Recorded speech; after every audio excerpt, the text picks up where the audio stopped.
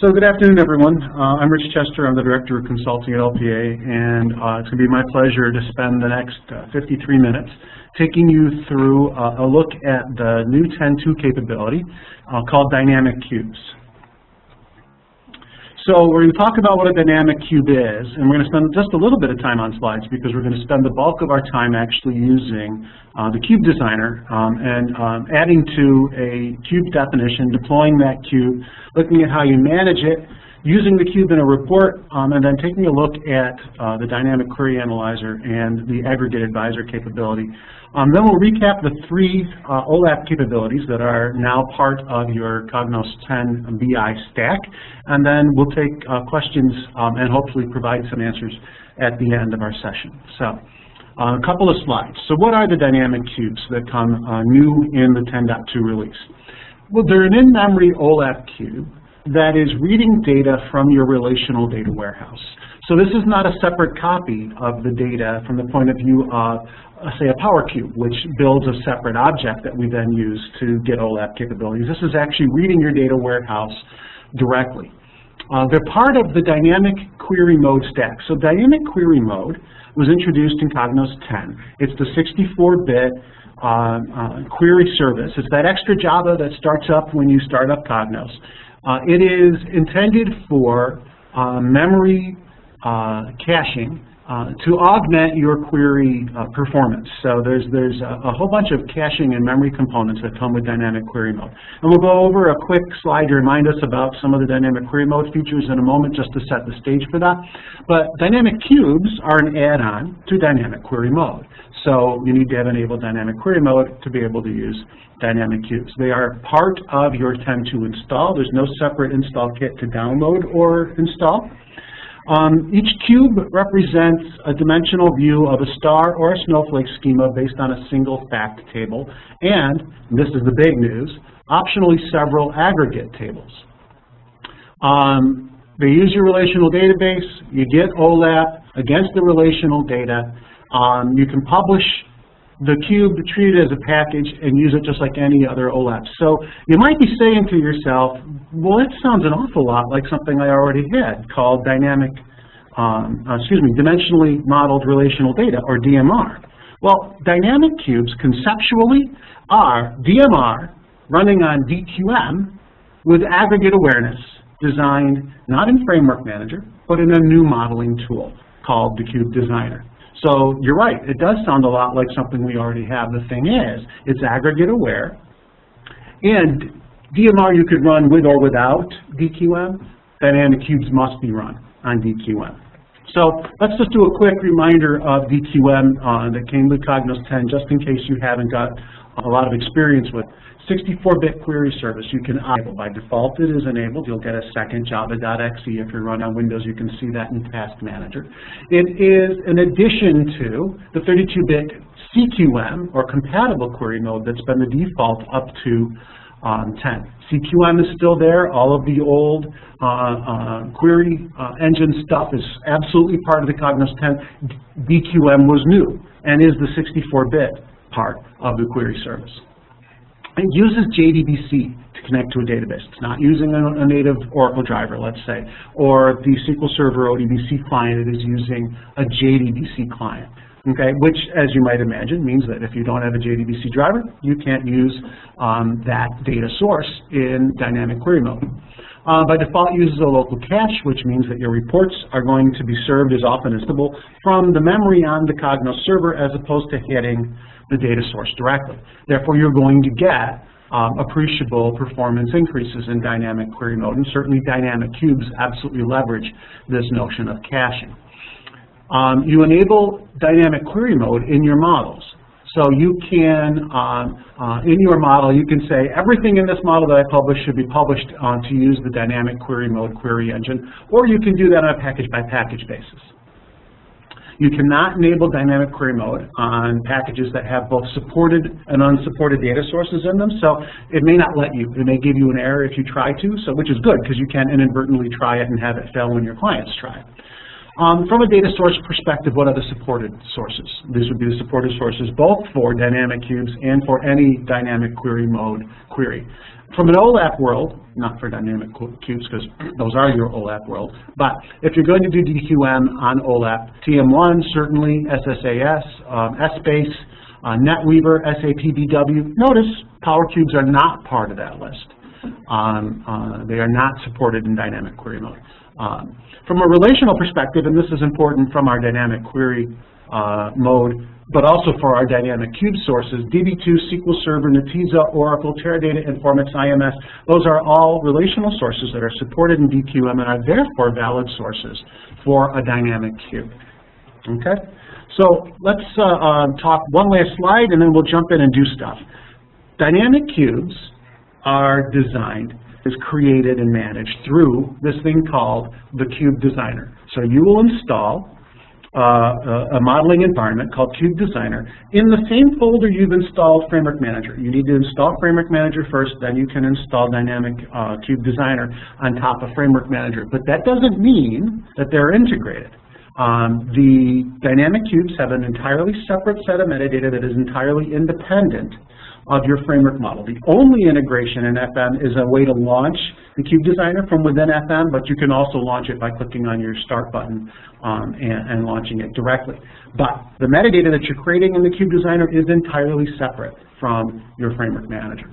Now, dynamic cubes can only be built against a star or a snowflake schema. Now, that at first might sound like that means that I have to have a data warehouse that is specifically laid out as a star or a snowflake, and that is certainly ideal. However, you could, through the clever use of views, create a collection of views that make any layout appear to be a star or a snowflake. And then you could use those views to source your dynamic cube. Of course, views will sometimes have some performance implications, so you're going to want to be aware of that. But I've absolutely implemented dynamic cube with views at a client against a transaction laid out database. It's just that for the optimal performance, an honest to goodness star or snowflake schema in a data warehouse or data mart is certainly optimal for a dynamic cube. Now, you create cubes in your metadata from one and only one fact table. And again, that sounds like it might be a limitation. Fact is, though, I can create multiple cubes in the same metadata, one per fact table, and then I can create virtual cubes that will allow me to combine two real cubes into a virtual cube. And on top of that, I can take my virtual cube, add another real cube to it, and make another virtual cube. So ultimately, I can build up to as many fact tables in the same cube with a set of conformed dimensions as I need. So it's just a matter of a technique as opposed to a limitation. So let's get to it. Let's go ahead and flip over to my virtual machine, on which I've got a copy of Cognos 10.2 running, and I've installed Framework Manager, and then I've installed on top of that the Cube Designer. So I'm going to go ahead and launch the Cube Designer. So I have a shortcut on my desktop. I could have used a start, could have launched it from within Framework Manager, but either way, I end up here. And as you can see on the left, I have three ways to start. I can start from metadata, which initially got me very excited because I thought it meant I could use my framework model to source my cube. No, the metadata here that it's referring to is the metadata that you have embedded in your database. So your PK, FK kinds of constraints, those are the sorts of things that it's talking about when it talks about metadata here, is being able to use that, and I'll show you an example of this, to source your cube and get started. Can start with a blank project, so start free from nothing, or I can open an existing project and continue to work with it, and that's exactly what I'm going to do. In the interest of time, I'm not going to start from scratch.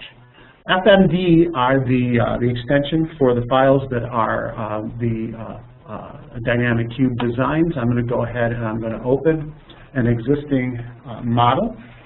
And I've got three panes. On the left, I have a pane that is showing me the metadata of the connected data sources that I have. So I've gone ahead and I've traversed this tree. I'm using the Great Outdoors Warehouse, the sample data that comes with Cognos 10.2. By the way, that's all been updated, new languages, things like that, but also all the dates have been updated in the sample data. So if you're used to 2004 to 2007, That's not the dates anymore. The dates are now 2010 to 2013. So you can use, actual dates in your reports as opposed to always remembering to use old dates. But these are all the tables and views that are living in the schema called Gold Sales DW. Now, the way it knows how to read that is here.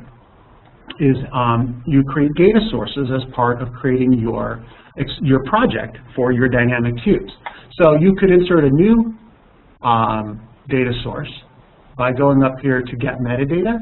And the data sources you can connect to are the ones that are defined in the IBM Cognos connection on the admin screens that have a JDBC connection configured. So you can see I have 2. Now it turns out that I could have 20 data source connections listed in my IBM BI screen, but they're not all JDBC enabled. So these are the 2 that are JDBC enabled, which are therefore valid for me to source dynamic cubes from. All right, so if I wanted to add another database here, I could, and they will end up being listed here under data sources in my project. So you can see in the center I have a Project Explorer, which is a hierarchical view of my metadata. So for my dynamic cubes, metadata for my data source here on the left. In the middle, metadata for my dynamic cubes. I'll go ahead and expand my model, and you can see that I have a cube, and I have several dimensions defined. And I can tell by this that my cube has some kind of issue. I guess we'll have to fix that before we can deploy.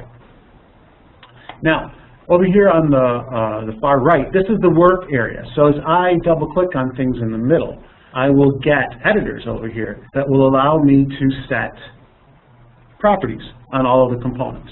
But very little coding, very little SQL that you're writing. It's really all about configuration here because, again, it's using the metadata in your database plus the metadata that you add to create your cubes. All right? Now, what I'm going to do is, first I'll show you just a quick, talk to you about PKFK being leveraged when you want to create a cube. So I'm going to actually just go ahead and find a fact table here. And the fact table I'm looking for is called MRK Product Survey Fact. So here it is. I'm going to right-click on it and say Generate Cube. And over in the middle, you'll see that I get a cube, and I get a bunch of dimensions. And the reason is because I have PKFK relationships on all these keys in this fact table, which has one interesting fact, which is this product topic score. So you see it created a branch dim. Now I have a branch dim, and you can see my branch dim has a bunch of levels and one hierarchy, right? And the generated branch dim, not so much. So this generation notion, awesome way to get started, really gets you a bunch of things in the middle pane to start modifying, but it's not complete. It's not done at that point, right? It gets you started. When you're done, you'll have things like levels in all of your dimensions, and you might even have multiple drill paths. So here's a hierarchy that uses these levels. So in my levels list, my folder of levels, is a bunch of reusable levels. These are the levels that have been defined for branch. They may not all be in one drill path. They might be used in several drill paths. One or two might be used only in a single drill path. So here I've got a hierarchy that's part of this dimension called branch. It's called branch, and it is made up of levels in a particular order. And you can see potentially on your screen, the lower left of my icon here is a little arrow which indicates a shortcut. I use that, you use those shortcuts are indicated the same way in Fabric Manager. So I'm reusing those levels in my definition of my hierarchies here. So I have a branch hierarchy. I have some time hierarchies. Now, the PowerPlay people out there know that one of the things I didn't get in DMR that I really, really like in PowerPlay is the ability to do relative time calculations. And in PowerPlay, I can do an amazing number of relative time calculations because there's this whole relative time math component where I could add, 3 weeks ago, last year, kinds of relative time things. Now, they're not quite there yet, although I've talked to the relative time developer for Dynamic Cubes, and he's working on it. They're not quite there yet, but they do have relative time available in Dynamic Cubes, which is kind of a nice add. So in my time close date, I'm going to go ahead and I'm going to click on time close date, and you'll see add relative time members is set to true. Okay, so I'm going to go ahead and just show you that. I'm going to expand the members. Yes, I can browse my members, so I've got my layers, my levels. I get an all level free for nothing, by the way, which is nice. I get that with DMR. I don't get that with PowerPlay. Under the all level, I'm going to get years, and when it displays the years, it's also going to display some relative time entries. Okay, so I don't get to do all of the relative time math that I was doing in PowerPlay, in that I don't get to create a custom set of relative time measures. But I get current year, I get prior year, I get year to date, I get prior year to date. I get percent growth. So those grouped measures that you get in PowerPlay, you get similar things here. You also get control over how it determines what is current. You have a couple of what is current options. Does it use a fixed date? Does it use system date? Does it use data date? Kinds of options are baked into this notion of relative time. So that's kind of a nice add over the DMR, on top of course, this whole notion of aggregate awareness, which will be the last thing that I talk to you about, but is maybe the most important and cool thing about dynamic cubes. Instead, what I'm going to do first is I'm going to go ahead and I'm going to add a dimension to my existing cube. So I have a Go Sales DW cube, and it's defined with shortcuts to the dimensions that I've defined here. Now, I'm going to delete this sales order dimension from my cube, and I'm going to delete the sales order dimension from my definition, because I'm going to go ahead and add that for you right now, free for nothing. So I want to add a dimension to my project. So I don't add it to my model, right, because my model, excuse me, I don't add it to my cube, right, because my cube is a shortcut to the dimensions in my model. I add it to my model first, right? So I'm going to go ahead on my model, and I'm going to choose right-click is what I did. I'm going to choose New Dimension.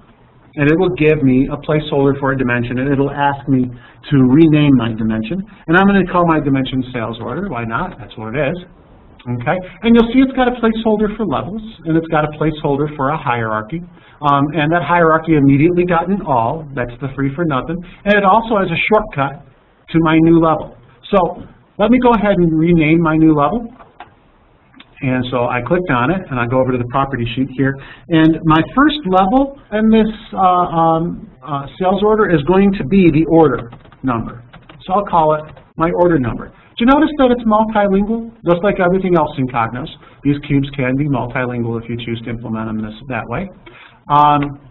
The order number is my first level. And you see it renamed it here, and it also renamed my shortcut, which is awesome. This order number is not what's shown here, though. If I double-click on it, now it's what's shown here. I've got to be careful of that. This user interface I have found to try to learn it without looking, it was something of a challenge. Now, that could just be me, but if it turns out to be you too, what I'll tell you is the user guide is amazingly good in terms of teaching you how to use this interface and what to do, when you can drag and drop, when you have to right-click, and all of that stuff. Because I did not find that that was something that I just naturally figured out when I was in here. There is also a Dynamics Cube Red book that gives you even more use cases and examples of how to do things. I really recommend that you Google that and download it. It'll be a great companion for dynamic cubes, especially as you get started.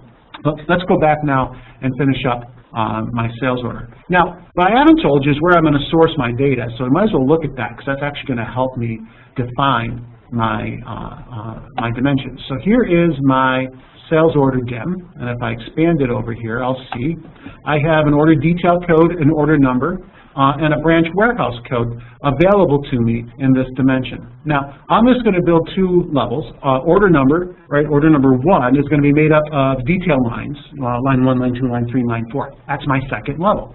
So I'm going to right-click on levels. I'm going to choose new level, and I'm going to call this detail line. Okay? So now I have my two levels in. Now, I want that level to be in my hierarchy, so I'm going to drag it down and drop it on my hierarchy. And then once they're here, you can move them up and down into the proper order, something other than new hierarchy. So I'll go ahead and take care of that and call it orders just for fun. So now I have a hierarchy that's referencing some levels. And I have a couple of levels, but my levels have no mapping to my metadata. I need to take care of that right now. So I'm going to double-click on order number. Take a look up here. You see that I get breadcrumbs, just like I do in the Cognos connection. Very helpful thing. I'm going to grab my order number. I'm going to drop it in and map it. And when it maps it, it gives me the opportunity to set my OLAP roles for this item. So cube heads out there know that I need a business key and I need a caption, generally speaking, for every item for every level in a cube. Now, I can have multiple items in this list, multiple attributes. They don't have to necessarily play a role, which is a nice thing. PowerPlay actually limits me in terms of non-role playing attributes. DMR doesn't. Neither do those dynamic cubes. Dynamic cubes let me have non-role playing attributes. But at a minimum, I've got to have a caption and a key. And in my simple example, this guy is going to actually play both. And it's going to be mapped to the order number column in this SLS order number div. I'm going to go ahead and do my detail line in much the same way. Notice my detail line upper left has a red X. That means something's wrong. It means there's an error that I need to correct. You know you're good. This one here has a warning sign. We'll take a look at both of the warnings in a minute. I'm going to fix my detail line error, though, by dragging my key in and mapping it. And this one is also my caption and my key. Oh, caption, my caption. Now, I still have a warning. And you see I've got an Issues tab here. And if I look at the issues, I've got warnings that tell me, you know, this model is set up multilingual, and Rich, you haven't set the multilingual attributes of these levels. And the fact is I'm not gonna, because I'm not going to spend the time while you're on the call doing that. But of course I normally would, right? If I have a multi-language model, I ought to take care of the multi-language across the board. We're going to go ahead and publish with these warnings for now. But I just wanted you to see this issues guide. Now, I've got errors here on my cube. And if I look at the issues there, I'm going to be unable to publish this. And the reason I have errors is because it's telling me that I have an aggregate cube that is invalid. Well, since I'm going to actually create that aggregate cube with you today, I'm going to actually fix my errors by deleting the cause. Okay? I can right-click and validate any item in my model, and you'll see now I no longer have any errors or warnings, and then my issues list is clear. But back to sales order. I now have sales order defined as a dimension. So now I'm going to go ahead and I'm going to add this dimension to my cube, which I can do with a drag and drop operation. I just have to get it to the point where it's easy to drag and drop. So I'm going to go ahead and drag it up and drop it on my cube.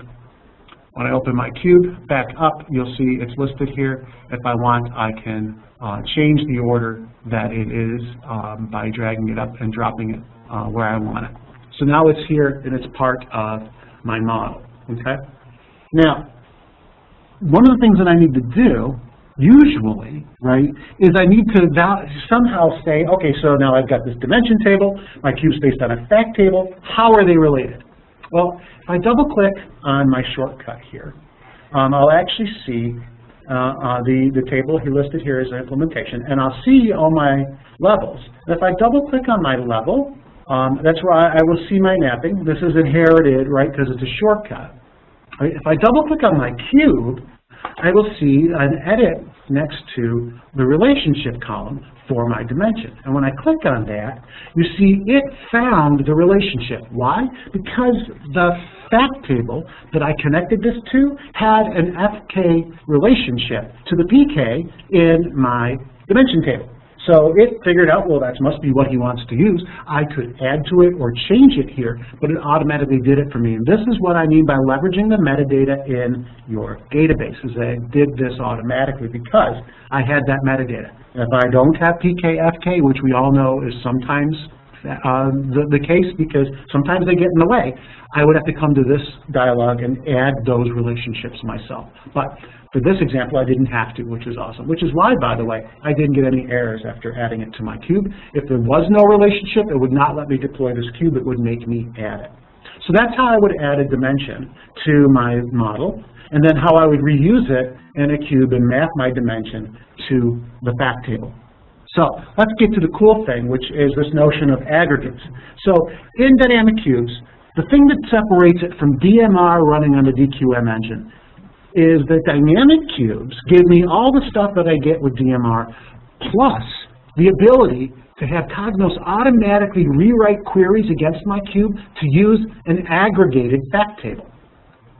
So Cognos lets me write reports against this cube. I write a report and I do it at the year and product line level. Well, in DMR, I go to my order rows and I sum them up. My order rows are at the product and day level. And so I pay a performance hit because in DMR, no matter what I do, it's always going to that low-level table. In a dynamic cube, I have the ability to add an aggregate fact to my model. And in doing so, Cognos will understand the level that aggregated fact is at, and when my report would be better served by going to the aggregate table, it will do so, and therefore it will improve the report performance. Now, the author doesn't have to do anything special. The modeler adds the aggregate. You can add the aggregate later, and those reports will suddenly start using it because what query is written and what fact table it uses is dynamic, because it's a dynamic cube after all. So we're going to go ahead and we're going to define an aggregate in this cube. DMR is DMR. OLAP is aggregate aware. Dynamic cubes are aggregate aware. So let's go ahead and let's add our aggregated cube. I'm very excited. You can tell I love this stuff. This is my aggregated fact table. I'm going to go ahead and I'm going to expand it. And in it, you can see I've got data that I'm storing at the year and quarter level, not the day level. And I'm storing at the product line and product type and order method level. Now, order method is a one-level dimension. There is nothing lower than order method name, so that one's not actually aggregated. These guys, though, are above, are the top two levels of my three-level product hierarchy. So product at the lowest level, I'm not storing these facts, quantity and sale total, at the product level. I'm storing them at the product line and type level and at the quarter level. So this is an aggregated fact. I'm going to go ahead and add this to my cube definition by dragging it on. Oops, too early to drag. Got to hit aggregates, and then I drag. So dragged it over. There you go. So now I have an aggregated cube that is part of the definition. So now I need to map it in. I need to map it in, and I need to be able to express what level and what columns indicate those levels this cube is. So I'm going to go ahead and I'm going to double-click on the cube. You see my breadcrumb shows me that I'm working with this. And this may look familiar if you're really quick and you notice that I've got edits here for relationships, just like I did when I double-clicked on the cube itself, and that's how I said I linked in my dimensions. I do the same thing with my aggregated cubes with those very same links. Those links are next to dimensions. Now, it's interesting to me what dimensions it auto found. It found the order method dimension, right? Because here's my order method key. My order method dimension uses that key. It found it. That's awesome. It found time and year and quarter. And look, it even auto-selected that those were the two levels it was at. And with order method, it auto-selected the one level that was there. It found brand, which I find very interesting. And it noticed that it's not the brand and the product name, but just the brand level. It didn't find my product hierarchy, which I think is kind of weird. So I'm going to go ahead and add that by hand. So I'm going to drag my products dimension into my dimension list, and there it is. Now, since it didn't auto-find it, I've got to tell it everything at this point. So I'm going to go ahead and I'm going to tell it that the levels that are valid are the product line and product type level. I'm not quite sure what happened to my display there. Let me click it again. Okay, that's correct. Now, I now have to map those because it didn't auto-map, so it doesn't know anything about what columns mean what for this product's dimension. So I'm going to double-click on it.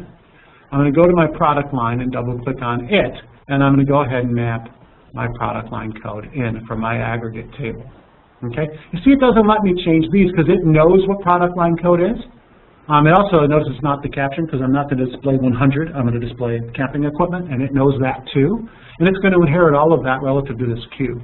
Go back up a level using my breadcrumbs and map in my product type code so that I've got both keys mapped for my aggregate. Okay, and so that's where I mapped from. This is my right here.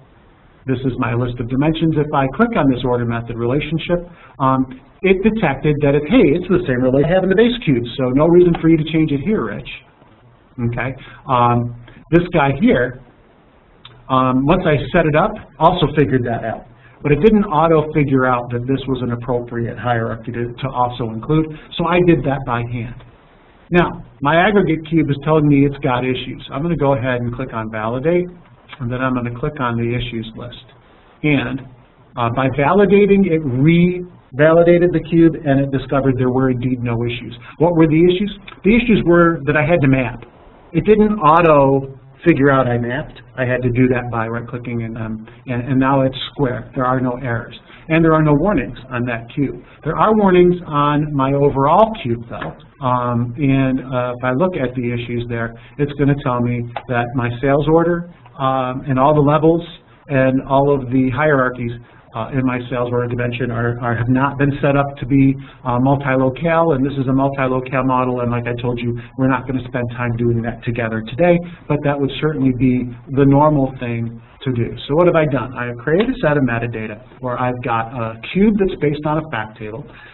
It's got a bunch of dimensions that are based on dimension tables. There's a bunch of relationships between the dimensions and the facts, and it turns out those dimensions are in the database, and this tool used those database settings to create those relationships. But if I'm using views, or I'm using tables that don't have PK, FK kind of relationships, I could create those by hand. I also added the secret sauce of an aggregate table to the cube definition so that when I use this cube, it will auto-rewrite queries to use that aggregate table when the report would be better served by it, therefore making my report automatically faster. And we'll talk about later, how do I pick aggregates and how does Cognos help me come up with aggregates that make sense? Because this table was my best guess at an aggregate that would probably be used. How do I know that it's actually going to be used? And how do I know if there are other aggregates that would actually also help?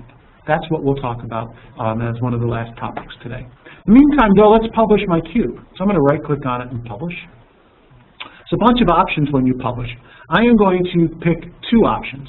I'm going to publish a package, and you notice that it doesn't let me change that it goes to the My Folders. It's going to go to my My Folders, ladies and gentlemen, which will let me test it. And then once it's tested, I can copy it to the public folder. It's also going to associate the account that I logged in to the Cube Designer with to the data source that it's going to create, because it's going to create a data source as part of this publish.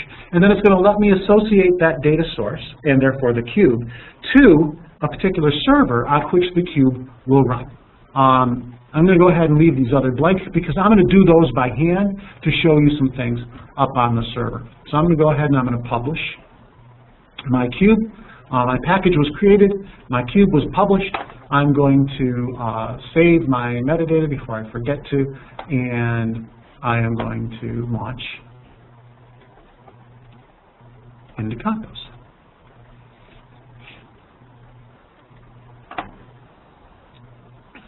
All right, so I'm going to bring up my 10.2 environment, and I'm going to go right into administration to show you a couple of things.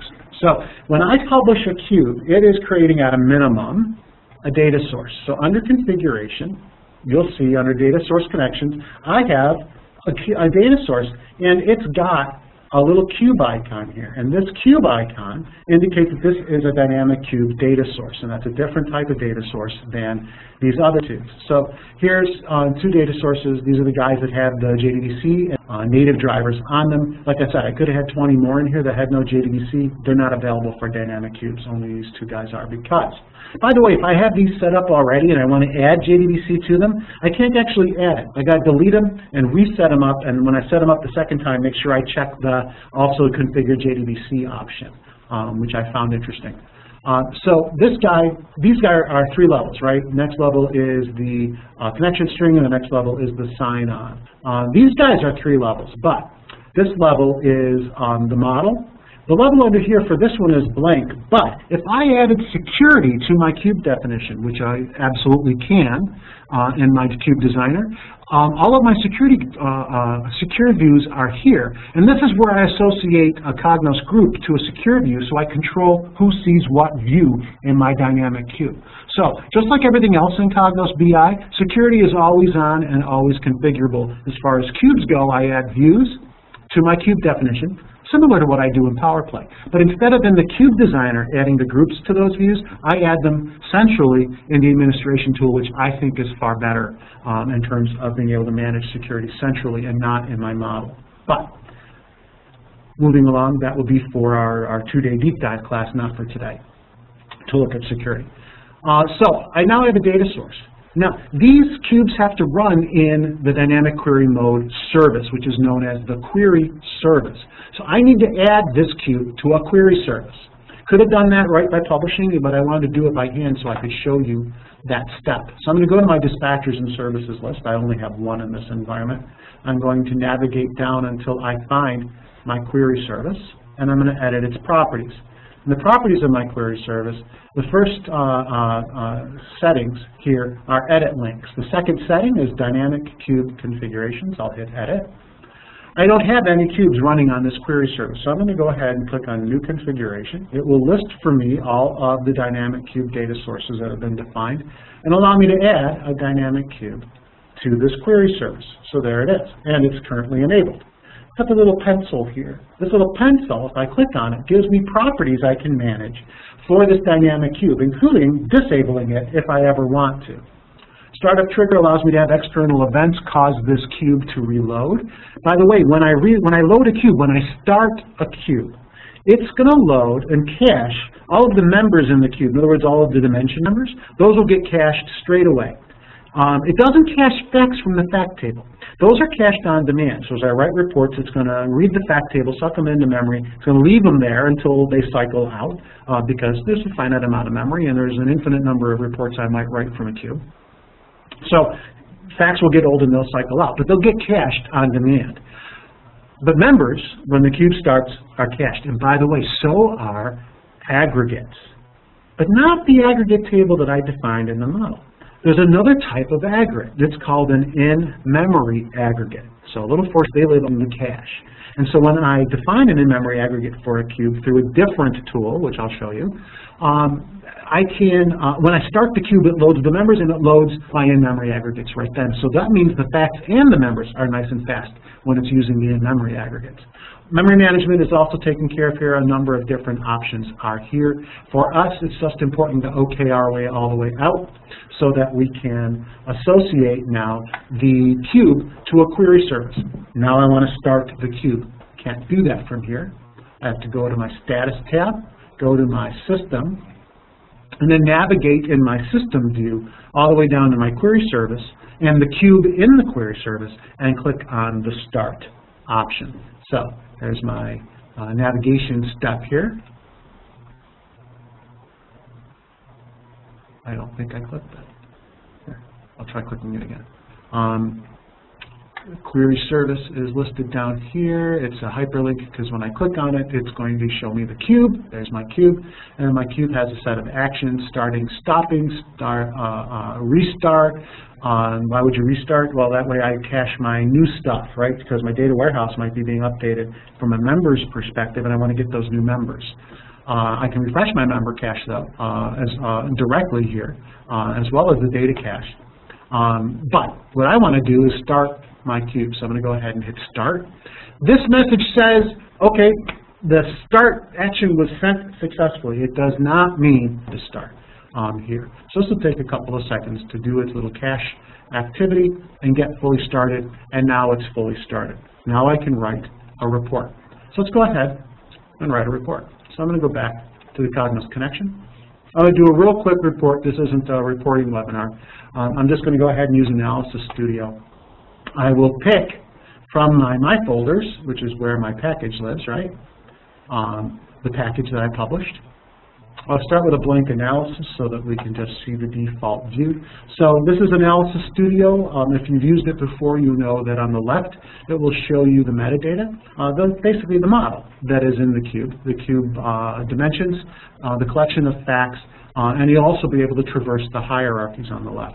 On the right-hand side is a crosstab, because that's what Analysis Studio does. It does crosstabs. So over here on the left, I've got my hierarchies. There's my orders hierarchy, the one I named orders.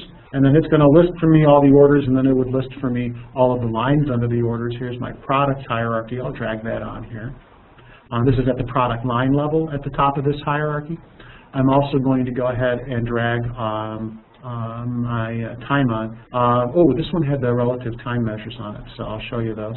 So I could show you current year and prior year, for example, and drag those on if I wanted. Okay, and then I need to give it a measure. I'll go ahead and add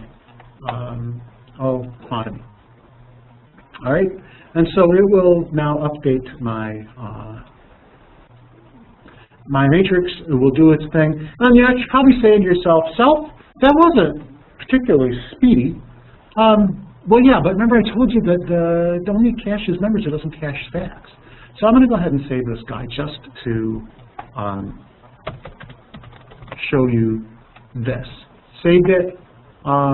Actually, let me drill down a level and say, I'll actually just save that, so we'll start at that level. Not speediest thing in the world. Wasn't awful, mind you, especially knowing it's relational data.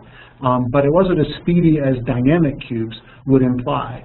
But now I've cached those numbers, so that's pretty darn speedy, right? Now, as I drill, right, the T2 stuff's not cached. It is now, but it wasn't, right? So as I go, right, as I visit different levels, it's caching those facts, and therefore the second guy in is going to let that cache, and that's a beautiful thing. And automatically, without me even knowing it, if the aggregate table could be used and speed up, it's going to use that aggregate table automatically. There's not a thing I have to do in order to make that happen as an author. Okay, so that is my cube published and a report written against it. So let me spend a few seconds on a couple of server things, and let me talk to you about this in-memory aggregates, and then we'll have some time for questions. Now, when you use dynamic query mode generates a collection of logs. Why? Because you want to be able to analyze what's going on in memory so you can optimize the use of memory on your server. Because dynamic query mode in its very essence is caching stuff in memory on your Cognos server. You need a way to manage that. And these cubes, as you deploy them and use them, are going to also cache store logs and information. Earlier you might remember me saying that it keeps track of your queries. And so that it can tell you, hey, you ought to be able to, you ought to be using another aggregate. Well, this is what I mean by keeping track of it. It's creating logs. You can control the verbosity of the dynamic query mode logs. Do be careful that you set your log directory in a place that's got space for them. By default, a lot of times people install on C. C is also your operating system disk.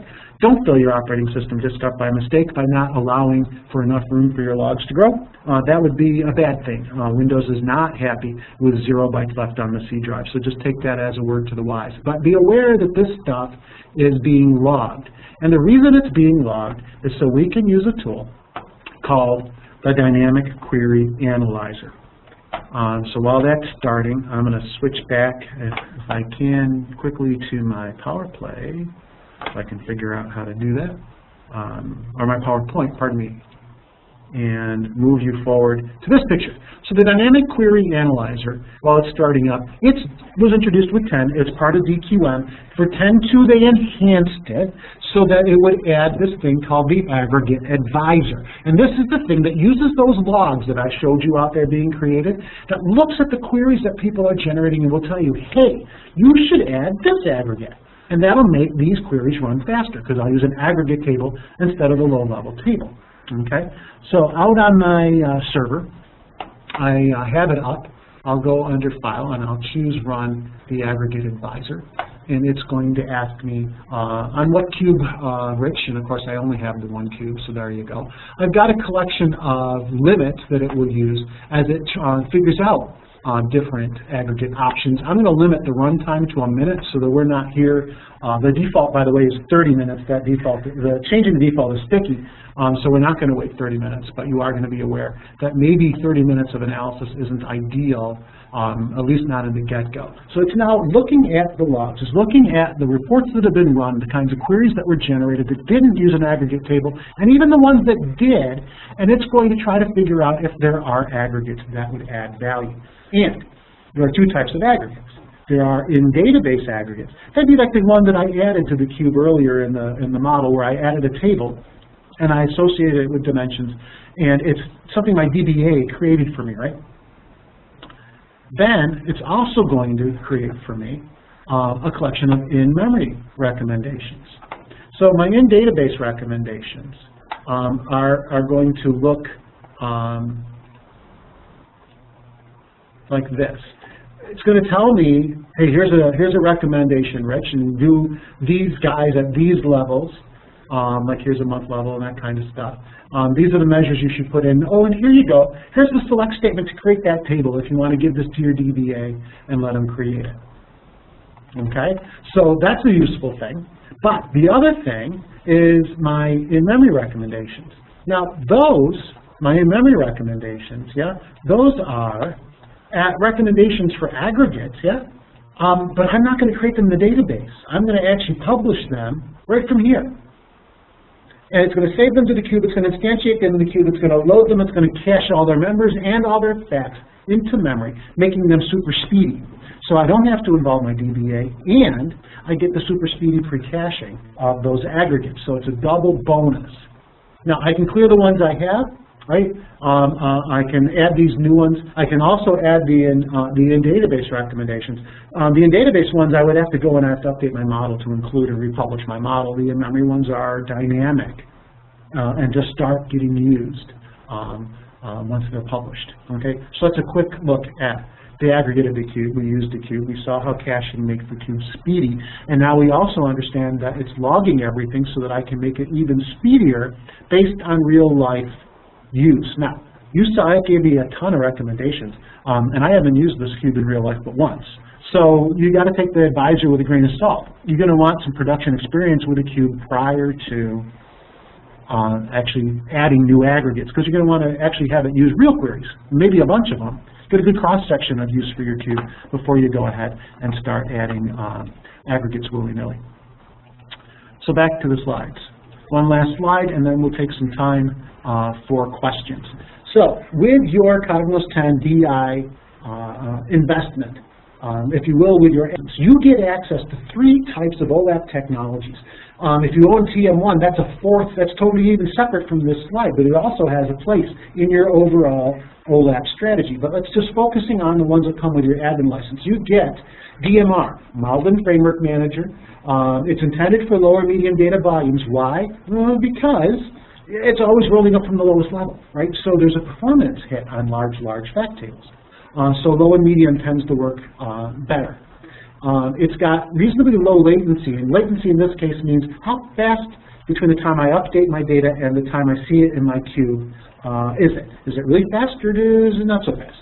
So low latency means it's pretty speedy, and DMR is pretty speedy, a low latency thing. And if you've got a transaction layout that you can't artificially make look like a star schema, DMR is your choice. It is the choice. And you can run it on the 64-bit DQM engine. It runs in CQM too, but if the data sources match, you can run it in DQM and speed it up because of the caching stuff. You have Power Cubes. PowerPlay, been around for a while, great technology. Again, lower medium data volumes. Why? Because it's a 32-bit technology, and you've got a maximum cube size to worry about. So large volumes at low levels of your hierarchies, not going to be supported easily in a Power Cube. But for highly summarized stuff, this is actually even faster than DMR dynamic cubes. There is latency because I have to build the cube. And if I have to do a lot of manipulation to build my cube, that latency could be significant, sometimes measured in hours. And sometimes so much you can only refresh once. However, there is absolutely a place for Power Cubes still in the stack under certain conditions. And now we have dynamic cubes. These are for high data volumes. Why? Because I get to add my aggregates, my in-memory as well as my database. It's low latency because all I got to do is restart the cube, I get my new data. It's running in 64-bit always because it's only supported in DQM mode. It's aggregate aware, so it is OLAP. I got to make sure that my data is organized as a star or a snowflake, just to be able to use my modeling tool in an efficient fashion. And I expect that quote-unquote limitation will actually be impacted positively as we move forward more and more in subsequent releases as they enhance dynamic cubes. And there you have it. So we actually have 3 minutes left for questions for those of you who stuck it out. So Jesse, can you tell me if we've got any questions? Yeah, so it looks like we just had a couple questions answered with that last slide with people comparing the different OLAP tools that are available. Okay. You can either use the chat. Some of you are using the chat window, and some of you are using the Q&A. You can use either one to post any additional questions anyone has right now. Okay.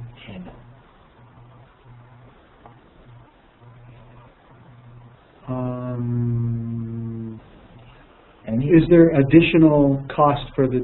So the only additional cost for dynamic cubes is the cost to build your models, right? You've got a metadata in Cube Designer for dynamic cubes, so you do need to create a design and deploy your cube. But there's no licensing cost. So consumers, enhanced consumers, authors, mobile consumers, all of those folks automatically can use reports that have a dynamic cube as a data source. Right? The data source doesn't require a license change on the front end to be able to leverage a report that uses it. Right? What you can do on the front end is all about licensing, but the data source on the back end is not. And if you're PVU licensed, then it could be a little bit more complicated. We'd be happy to answer any questions you have if you want to shoot an email on your PVU licensing questions. Okay. Are there any other questions out there? What is the size of a mark to use dynamic cubes? Now, there's no guidance that I have read yet on a maximum size of the mark in terms of the rows in your fact table. Certainly, if you do not have any aggregates created either in memory or database, the technology probably lends itself more to medium or low numbers of rows because it's always rolling from the bottom in that case. But as soon as you go to use that, right, and you start building this body of knowledge about how it's used, you can add in memory aggregates, for example, and those will speed things up to the point where you'll actually be able to use higher data volumes. So the guidance about how many rows in your fact tables is really, it's dynamic, right? The more you use the cube, the more the more intelligence you get about things. Question here about using MDX in your reports. Absolutely. So once you're in the report layer and you're using Report Studio or you're using Cognos Workspace Advanced, or and you are in Report Studio able to enter MDX functions into data items and use set functions to create slicer set, all of that's supported. It is at that point no different than any other OLAP technology. Okay, MUNs are definitely a part of this technology. If you right-click on any member, you'll be able to see its MUN. As with DMR, the MUNs tend to use the business key as the numeric part of the MUN. So it's structure, blah blah blah, and then the business key. So as you build the cubes over and over, the MUNs numbers don't change. Therefore, it's easier to actually embed MUNs in an expression. With DMR and with dynamic cubes, and it would be in some other cube technologies. All right, we have a couple questions on the slides, so we'll send a URL after the webinar is completed, so you can play it back.